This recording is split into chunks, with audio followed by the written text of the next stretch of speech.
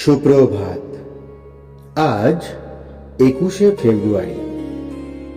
আজকের দিনে আমাদের প্রধান চিন্তা হোক, তুমি যদি সৎ পথে তোমার দৃষ্টিকে স্থির করিয়া রাখিতে পারো, তবে কেহই তোমাকে দিকভ্রষ্ট করিতে পারিবে না। আজকের দিনের জন্য উপদেশ: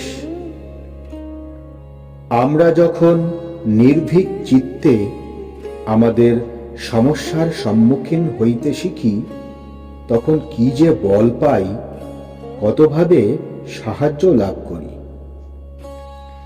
সাহস, অনুপ্রেরণা, কাজ করিবার শক্তি সবই পাই।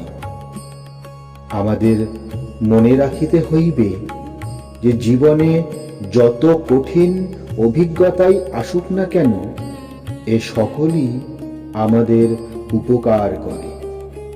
সেই জন্য আমাদের কাজ এই যে ভয় পাইয়া এই সব অভিজ্ঞতাকে যেন আমরা মারাত্মক ঘটনায় পরিণত না করি। আজকের দিনে আমরা প্রার্থনা করতে পারি: হে সর্বশক্তির আধার, আমাকে অজ্ঞানাচ্ছন্ন নিদ্রা হইতে জাগ্রত করো।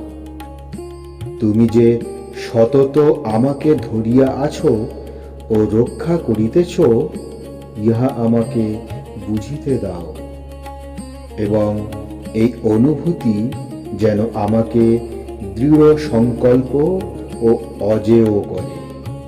তোমার চিরন্তন আশীর্বাদ আমার মস্তকে বর্ষণ করো। প্রণাম। জয়তু শ্রীরামকৃষ্ণ।